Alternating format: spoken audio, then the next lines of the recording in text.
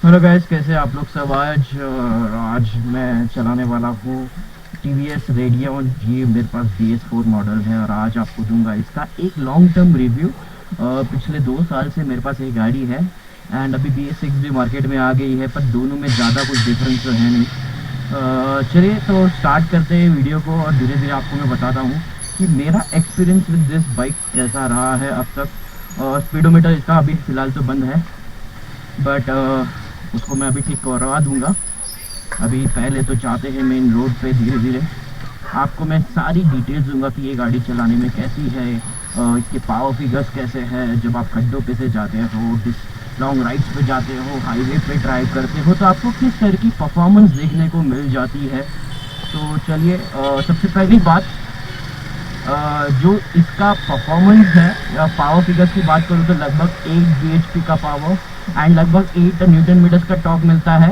Exact figures मैं आपको यहाँ पे डिस्प्ले पे बता दूंगा।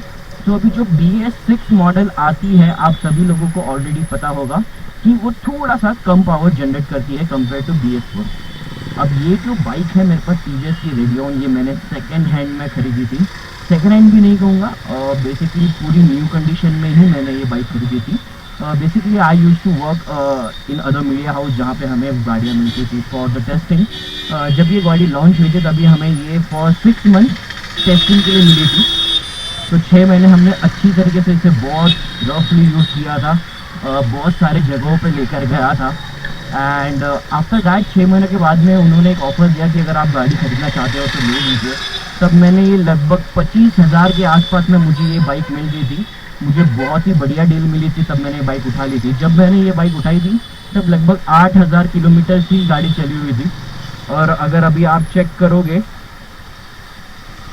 तो लगभग 78,000 गाड़ी चल चुकी है।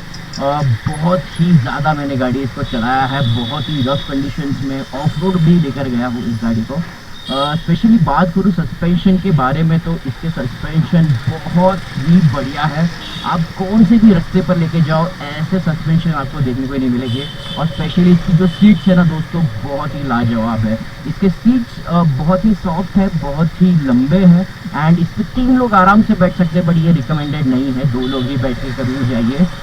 बात करूँ माइलेज फिगर्स के बारे में तो अगर अभी जैसे मैं सिटी में चला रहा हूँ, अभी तो मैं मेरे घर के आसपास ही चला रहा हूँ, तो आपको मैं बता दूँ लगभग मुझे 45 to 50 का माइलेज आराम से मिल जाता है। एंड सिटी में आप लगभग सेकंड टू थर्ड गियर में ही ज़्यादा चलाते हो, ज़्यादा तो इसको रेव नहीं करते हो। तो 45 to 50 का माइलेज बहुत ही अच्छी तरीके से मुझे मिल जाता है। एंड जैसे ही मैं इसे इकॉनमी मोड में चलाऊँगा, यहाँ पे देख लीजिए, हाईवे पर जब मैं लेके जाता हूँ तब मुझे लगभग 60 का माइलेज तो आसानी से गाड़ी निकाल के दे देती है, which is really great. Time to time oil change करता रहता हूँ मैं आफ्टर ईच 1000 किलोमीटर्स। उनमें गाड़ी को काफ़ी अच्छी तरीके से मेंटेन किया है। स्पेशली ये गाड़ी मैं ज़्यादा नहीं चलाता, मेरे डैड ही चलाते हैं। Because of the seat height is very low, तो कोई भी हाइट का बंदा लगभग 5.5 का आसपास भी होगा शॉर्ट हाइट, वो भी आसानी से इसको बैठ के चला सकता है एंड उसे कोई भी दिक्कत का सामना नहीं करना पड़ेगा। बात करूँगा ब्रेकिंग की तो इसके जो इसमें आपको बेसिकली CBS मिलता है, कंबाइंड ब्रेकिंग सिस्टम। आप सभी लोगों को पता होगा, जब आप फ्रंट का ब्रेक दबाते हो तो पीछे का ब्रेक भी एंगेज हो जाता है, जिससे आपको काफ़ी अच्छी परफॉर्मेंस देखने को मिलती है। एंड मैं कहूँगा इसमें जो आपको डिस्क ब्रेक का भी वेरिएंट मिलता है, ये जो मेरे पास है ये ड्रम वेरिएंट है। डिस्क ब्रेक में आपको बेहतरीन परफॉर्मेंस मिल सकती है कंपेयर टू ड्रम ब्रेक। इसके मुझे ब्रेक थोड़े प्रोग्रेसिव लगे, इतने खास तो नहीं लगे हैं, बट ठीक ठाक काम कर जाते हैं ये ब्रेक। सॉरी, रोड क्रॉस कर रहा था तो थोड़ा ध्यान देना पड़ता है। आप जब भी गाड़ी चलाओ तो हेलमेट ज़रूर पहनिए दोस्तों, एंड आजकल मास्क भी पहनना मैंडेटरी हो ही गया है। सब चीज़ों का प्रिकॉशंस लीजिए। अभी मैं मेरे सिटी में ही चला रहा हूँ, जिस वजह से मैंने ग्लव्स वगैरह नहीं पहने हुए हैं। जब लॉन्ग डिस्टेंस राइड पर जाऊँगा तो प्रॉपरली ग्लव्स वगैरह सब गैस पहन के ही जाता हूँ। इस गाड़ी की खास बात ये है ना, ये कहीं से भी आसानी से निकल जाती है, कोई भी गलियों में से ट्रैफिक में आपको ज़्यादा दिक्कत का सामना नहीं करना पड़ेगा। बाइक की वेट भी उतनी ज़्यादा नहीं, वेट बाइक बहुत ही लाइट वेट है। एंड इसकी जो पिकअप है ना दोस्तों, बहुत ही शानदार है। अब अगर आप ऑन पेपर जाके चेक करोगे तो आपको पावर फिगर थोड़े कम ज़रूर लगेंगे, बट मैंने इसे आप लिटरली मैंने बता रहा हूँ, मैं 3 लोग को भी बैठा के इस गाड़ी को मैंने चढ़ाया है चढ़ान पे, और गाड़ी को ज़्यादा दिक्कत का सामना नहीं करना पड़ता। जिसका इंजन भी हीट नहीं होता है दोस्तों। चलिए पहले थोड़ा आगे जाते हैं। यहाँ से मैं ट्राई करूँगा आपको मेन हाईवे तक लेके जाने की। अभी तो मैं डोंबिवली में हूँ, तो जिस चीज़ को पता नहीं होगा, मैं बेसिकली डोंबिवली में रहता हूँ। एंड हमारे डोंबिवली में तो आपको इसी तरीके के रास्ते मिलेंगे, सब गलियाँ ही मिलेंगी और ऊपर का रास्ते ज़्यादा ही मिलेंगे।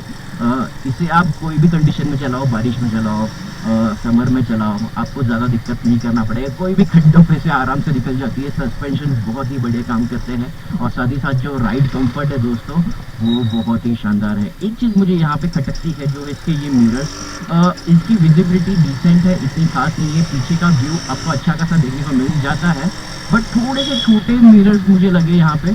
सो आई थिंक यहाँ पे थोड़े से बड़े मिरर्स मिल जाते ना दोस्तों, तो वहाँ पे अच्छा चीज़ हो जाता। एंड यहाँ पे एक अच्छी चीज़ भी है, इको एंड पावर मोड। तो आपको यहाँ पे जब आप चलाओगे सिटी में या फिर हाईवे पे, आप एक अच्छी माइलेज निकाल सकते हो अपने गाड़ी से। अगर आप इको पे चलाओगे, पावर पे आपको माइलेज में ड्रॉप ज़रूर देखने को मिल ही जाएगा। अभी गाड़ी की जो इंजन परफॉर्मेंस है ना, वो बहुत ही शानदार है। लाइक इंजन बहुत ही ज़्यादा रिफाइंड है मेरा BS4 इंजन होने के बावजूद। इसमें मुझे थोड़ा भी ऐसा लैग महसूस नहीं होता। एंड जब आप इसको रेस देते हो at first gear, second gear, even at the third gear भी ना, गाड़ी आसानी से कहीं पे भी चढ़ जाती है। एंड अगर आप फीलिंग के साथ में भी बैठे हो तो गाड़ी बहुत ज़्यादा स्टेबल हो जाती है। इंजन कंफर्ट भी बहुत ही बढ़िया है। एंड इसकी जो गियर शिफ्टिंग है ना दोस्तों, वो भी मस्त है। लाइक इसमें आपको 4 स्पीड का गियर बॉक्स देखने को मिलता है। सारे पीछे लगते हैं, वन डाउन और बाकी अब ऐसा सिस्टम नहीं है, सारे पीछे लगते हैं। और गियर शिफ्टिंग भी स्मूथ है। इतनी ज़्यादा दिक्कत का मुझे सामना तो अभी तक करना नहीं पड़ा है। चलिए थोड़ा आगे जाते हैं। बात करूँ सर्विसिंग की, तो मैंने इसकी सिर्फ 1 या 2 ही सर्विस कराई है सर्विस से। बेसिकली जो इनके डीलर्स होते हैं वहाँ से मैंने 1 या 2 ही सर्विस कराई है। बाकी उसके बाद में मुझे कभी ज़रूरत नहीं पड़ी कि उनसे मैं सर्विस कराऊँ, क्योंकि वहाँ पे चार्ज मुझे काफ़ी ज़्यादा लग जा रहा था। और ये एक ऐसी गाड़ी है कम्यूटर सेगमेंट में जहाँ पे आपको ज़्यादा ऐसे 2-3 हज़ार रुपये खर्च करके सर्विसिंग कराने की ज़रूरत नहीं पड़ती। ये रफ एंड टफ गाड़ियाँ होती है। एंड मुझे रफली मैं जब इसका ऑयल चेंज करता हूँ तो 350 के आसपास का ऑयल टॉपअप करने का चार्ज आता है। बाकी सब ब्रेक्स वगैरह सब चेक करके मुश्किल से 600-700 रुपये का मुझे खर्चा आता है। तो उस हिसाब से देखा जाए तो बहुत ही सस्ती है, अच्छी माइलेज दे देती है। एंड आपको लॉन्ग टर्म में भी ज़्यादा दिक्कत का सामना नहीं करना पड़ेगा। मैं अभी 2 साल से इस बाइक पे चला रहा हूँ, तो मेरा पर्सनल एक्सपीरियंस बहुत ही अच्छा रहा है। बहुत ही अंडररेटेड बाइक मैं कहूँगा, क्योंकि लोगों को ज़्यादा इस बाइक के बारे में पता नहीं है। लोग ज़्यादातर हीरो की स्प्लेंडर प्रेफर करते हैं या फिर अदर स्कूटर लाइक होंडा की शाइन, वो दूसरी भी गाड़ी आती है कम्यूटर सेगमेंट में। बट ये एक ऐसी गाड़ी है जो आपको लुक वाइज बहुत ही शानदार देखने को मिलेगी। मुझे इसका लुक पर्सनली बहुत ज़्यादा पसंद है। एंड अगर आप मैं बात करूँ तो लुक के साथ साथ इसका जो राइड कंफर्ट है वो भी बढ़िया है, माइलेज फिगर्स भी अच्छे हैं। और BS6 के बाद में इसकी प्राइस ज़रा बढ़ गई है। ऑन रोड मुंबई अगर अभी मेरे को एग्जैक्ट फिगर्स तो नहीं पता, मैंने ऊपर स्क्रीन पर डाल दूंगा, तो मुझे लगता है 90,000 के आसपास, 90 to 95,000 के आसपास आपको अभी देखने को मिलेगी। BS4 में जब थी तो वो 80,000 के आसपास शायद से आ जाती थी, पर मैंने तो सेकेंड हैंड खरीदी है तो मुझे अच्छी डील मिली 25,000 में। एंड मेरे पूरे पैसे वसूल हो गए इस बाइक के साथ में। मैं ज़रा भी निराश नहीं हूँ। जी हाँ, कुछ छोटी मोटी चीज़ें हैं जिसको आपको ध्यान ज़रूर देना पड़ेगा। लाइक फिट एंड फिनिश के मामले में मुझे ये गाड़ी थोड़ी कम लगती है compare to other bikes in the market. Like Honda की जो बाइक्स होती है ना, उनके फिट एंड फिनिश बहुत ही अच्छे होते हैं। बट इसके फिट एंड फिनिश, मिरर की क्वालिटी, थोड़े बटन की क्वालिटी, और ये जो इनका इंस्ट्रूमेंट क्लस्टर है ना, मुझे हमेशा ये स्पीडोमीटर की दिक्कत हमेशा आती रही है। लाइक इसका स्पीडोमीटर हमेशा बंद हो जाता है, मुझे जाके चालू कराना पड़ता है। क्या दिक्कत है क्या पता नहीं, but will figure out that later. बाकी तो कुछ ज़्यादा तो इसमें ऐसा है नहीं कि आपको ज़्यादा दिक्कत देगा। जी हाँ, एक चीज़ है, अगर आप इससे ज़्यादा 80 to 100 के ऊपर में अगर इसे आप भगाना चाहोगे, इसकी टॉप स्पीड तो लगभग 90-95 के आसपास है। यहाँ पे तो 140 आपको देखने को मिल जाएगा, बट उतनी तो नहीं है। 90-95 के आसपास ही आपको देखने को मिलेगी। यहाँ पे 80 के अबाउट जैसे ही आप जाते हो, 75 to 80, थोड़े वाइब्रेशंस आपको फुट पे ज़रूर महसूस होते हैं। और हैंड पे तो आपको हाथों पे इतना महसूस नहीं होगा। बट जी हाँ, वो तो हर एक कंप्यूटर सेगमेंट का राइड रेंज ही, मतलब वो जो स्पीड का लिमिट ही होता है 70 to 80 के आसपास चलाने के लिए ही बनी होती है। आप अगर इसे ज़्यादा रेव करोगे, इंजन पे ज़्यादा प्रेशर डालोगे, तो वहाँ पे बेसिकली आपका इंजन में से माइलेज भी आपको फ्यूल इकॉनमी कम निकाल के देगा, वहाँ पे ज़रा दिक्कत का सामना करना पड़ेगा। और मैं कभी रिकमेंड नहीं करता, एक सेफ लिमिट में गाड़ी चलाइए। ये एक ऐसी गाड़ी है जो सालों साल चलती रहेगी। और मेरे पास जितनी भी गाड़ियाँ हैं ना दोस्तों, मेरे पास एक होंडा की ट्विस्टर भी है जो लगभग 11 साल चली है। मैं अपनी गाड़ियों को बहुत अच्छे से केयर करता हूँ एंड मुझे बहुत ही अच्छी परफॉर्मेंस देखने को मिल जाती है। मैं हर एक जो बाइकर होता है उसके लिए उसकी गाड़ी बहुत ही ज़्यादा इम्पोर्टेंट होती है। मैं अपने बच्चे जैसे इस गाड़ी को संभालता हूँ एंड मैं आपको भी बोलूँगा कि आप इसी तरीके से अपनी गाड़ी को यूज़ कीजिए, अच्छे से मेंटेन करके चलाइए, प्रॉपरली सर्विसिंग कीजिए। ऐसा नहीं कि गाड़ी खरीद लिया चलाते रहो, जब दिक्कत देगी तब जाके हम चेंज करेंगे, वैसा नहीं है। पावर फिगर्स के बारे में बता दिया, ब्रेकिंग के बारे में बता दिया, टर्निंग रेडियस आपने देख ही लिया होगा, बहुत ही शॉर्ट है, आसानी से कहीं पे भी मोड़ सकते हो, किसी भी गली में से आप निकाल कर जा सकते हो। एक खास चीज़ यहाँ पे आप चेक करोगे तो इसमें एक USB सॉकेट दिया गया है जिससे आप फ़ोन भी चार्ज कर सकते हो अगर आप लॉन्ग डिस्टेंस पे जा रहे हो, या फिर आप अगर आपका एक जॉब है लाइक जोमेटो स्विगी में आप काम करते हो, या फिर रैपिडो में, ऐसे सर्विसेज में आपको पावर बैंक की आपकी फ़ोन को चार्ज करने की ज़रूरत पड़ती है, जहाँ पे ये बाइक आपको फुलफिल करके दे देती है। मैंने BS6 भी चलाई है, अच्छी खासी चलाई है, बट मुझे आई थिंक लग रहा है वो जो नई BS6 है उसमें ना USB चार्जिंग का सॉकेट नहीं था। आई डोंट नो अभी TVS वालों ने वो निकाल दिया है कि क्या कर दिया है, आई डोंट नो, बट ये जो मेरे पास है वो एक बहुत ही बढ़िया तो प्रैक्टिकल फीचर है जो मैं हमेशा रिकमेंड करता हूँ, हर एक किसी की गाड़ी में होना ही चाहिए। आजकल की जितनी भी गाड़ियाँ आ गई है इसके लिए बहुत ज़्यादा ज़रूरी हो गई है। For that reason I like this bike so much. And यहाँ पे फ्यूल इकॉनमी की बात करूँ तो ऑलरेडी अच्छी माइलेज मिल जाती है। अगर मैं इसे लॉन्ग डिस्टेंस पे भी लेके गया हूँ, लगभग मैंने वन गो में मुंबई टू गोवा किया हुआ है, तो मुझे वहाँ पे कोई भी दिक्कत नहीं है। इसके टायर्स थोड़े पतले ज़रूर है, बट ये टायर्स की बात करूँ तो आपको गाड़ी के हिसाब से ही पतले टायर्स दिए जाते हैं क्योंकि वो फ्यूल इकॉनमी इन्हांस करने के लिए होते हैं। उतने ख़राब भी टायर्स नहीं है और मुझे ज़्यादा कभी पंचर भी नहीं हुआ है, एक आध बार पंचर हुआ होगा। वो एक चीज़ है, हम आप हमेशा एक चीज़ ध्यान रखिए, आपके गाड़ी में जो टायर प्रेशर है उसे हमेशा मेंटेन करके चलिए।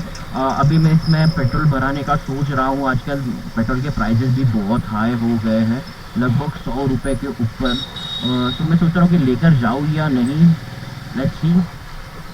सो अभी 2 साल से तो मेरा एक्सपीरियंस बहुत ही बढ़िया रहा है। आपके पास अगर TVS रेडियन है एंड आपको कैसी लगती है आपकी बाइक, आपका एक्सपीरियंस कैसा रहा है आपकी बाइक के साथ में, ज़रूर शेयर कीजिए हमारे साथ में, कमेंट सेक्शन में कमेंट करके कर दीजिए। मैं हमेशा आपके सारे कमेंट्स पढ़ता हूँ।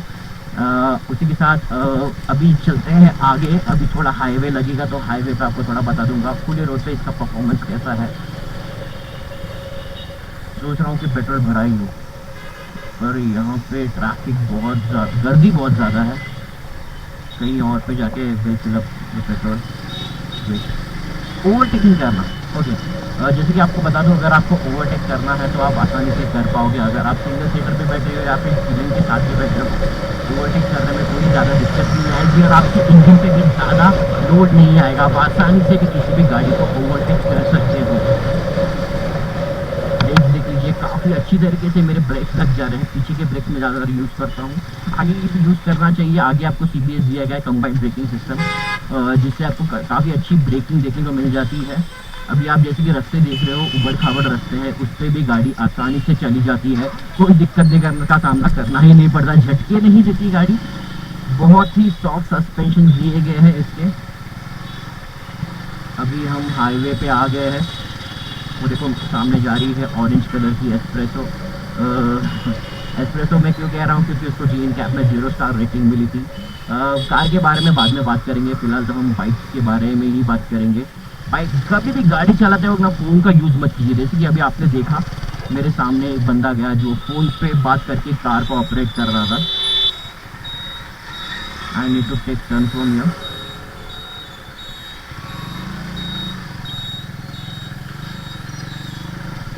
ओके, हाईवे परफॉर्मेंस की बात करूँ तो गाड़ी थर्ड गियर में आसानी से मैं बोलूँ तो 40-45 के अबाउ आराम से पहुँच जाती है। And gear shifting are very smooth, performance इसमें आपको कोई भी दिक्कत का सामना नहीं करना पड़ेगा, माइलेज भी अच्छी खासी मिल जाएगी। फुल टैंक कर लोगे तो आपकी गाड़ी हफ्तों तक आपको अच्छी खासी रनिंग देखने को मिल जाएगी। अगर आपकी डेली रनिंग 50 किलोमीटर के ऊपर है, अगर आप चाह रहे हो एक ऐसी बाइक लेना जहाँ पे आपको एक अच्छी परफॉर्मेंस मिल जाए, साथ ही साथ बेटर फ्यूल इकॉनमी मिल जाए और इसका सर्विस कॉस्ट भी बहुत कम रहे, तो वहाँ पे टीवीएस रेडियन बहुत ही बढ़िया चॉइस होती है। एक हट के प्रोडक्ट है, लुक वाइज भी बहुत शानदार है एंड इसका रोड प्रेजेंस भी बहुत ही ज़्यादा बेहतरीन है। मुझे कभी भी कोई भी दिक्कत का सामना नहीं करना पड़ा। हमेशा मैं जब भी ये गाड़ी लेकर जाता हूँ, लोग मुझे मुड़ मुड़ के ज़रूर देखते हैं एंड ये वाइट कलर की जो रेडियन है स्पेशली बहुत आए को अट्रैक्ट करती है। मुझे 2-3 बार ट्रैफिक पुलिस वाले ने रुका के पूछा भी है यार कौन सी गाड़ी है, तब मैंने उनको बताया है ऐसी ऐसी गाड़ी है और कम्यूटर सेगमेंट में आती है, तो मैंने उनको रिकमेंड करने के बाद भी उन्होंने वो गाड़ी भी खरीदी। Which is good thing. Police में भी आपको आजकल ये बाइक बहुत ज़्यादा देखने को मिल जाएंगी एंड अगर आपको इस तरह का मोटर व्लॉगिंग कंटेंट पसंद आ रहा है, इस तरह के वीडियोज़ अगर आप चाह रहे हो मैं हमेशा आपके लिए लेके आऊँ, तो ज़रूर मेरे चैनल को सब्सक्राइब कर दो दोस्तों, और यहाँ तक देखा है तो लाइक करना मत भूलिए और कमेंट करके जाइए, क्योंकि आपका हर एक लाइक और सब्सक्रिप्शन मेरे लिए बहुत ही ज़्यादा मोटिवेशन साबित होता है एंड इसी तरह के वीडियोस आपके लिए हमेशा लेकर आऊँगा। ये था मेरा experience with my TVS radian BS4। BS6 भी जो चलाई है मैंने, उसमें ज़्यादा पावर में डिफरेंस नहीं है, थोड़ी सी पावर कम है, बाकी सारी चीज़ें सेम ही है। तो ये एक लॉन्ग टर्म रिव्यू था जो मैं आपके साथ शेयर करना चाहता था बहुत लंबे समय से। आपको मैं चाहिए तो एक इसका डिटेल वॉक अराउंड वीडियो भी लेकर आऊँगा आने वाले समय में, जो BS6 वर्जन होने वाला है, नॉट फॉर दिस वन।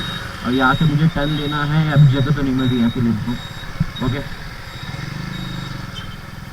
ये एक अच्छी चीज़ है, जब भी आप इसको इंडिकेटर देते हो तब ये पिप पे आवाज़ करती है और यहाँ पे साइड स्टैंड इंडिकेटर के लिए भी बीप का ऑप्शन दिया गया है, जो मैंने अभी फ़िलहाल बंद करवा के रखा हुआ है। बट ये आपके ऊपर डिपेंड करता है आपको यूज़ करना है या नहीं। ये देख लीजिए खड्डे हैं काफ़ी ज़्यादा और काफ़ी अच्छे से ये गाड़ी निकल जा रही है, बहुत ही स्मूथली, ज़रा भी झटके मुझे महसूस ही नहीं हो रहे हैं। सस्पेंशन तो मुझे बहुत ही अच्छे लगे हैं, इसके कंफर्ट भी बहुत ही बढ़िया है। चलिए अभी मैं निकलता हूँ घर की तरफ। आई होप आपको ये कंटेंट पसंद आया होगा। इसी के साथ मिलेंगे एक और नए वीडियो के साथ दोस्तों बहुत ही जल्द। तब तक आप अपना ध्यान रखिए, बाहर निकल रहे हो तो हेलमेट ज़रूर पहनिए, बाइक चला रहे हो तो, और कार चला रहे हो तो सीट बेल्ट पहनिए एंड मास्क भी ज़रूर पहनिए। चलिए दोस्तों, बाय।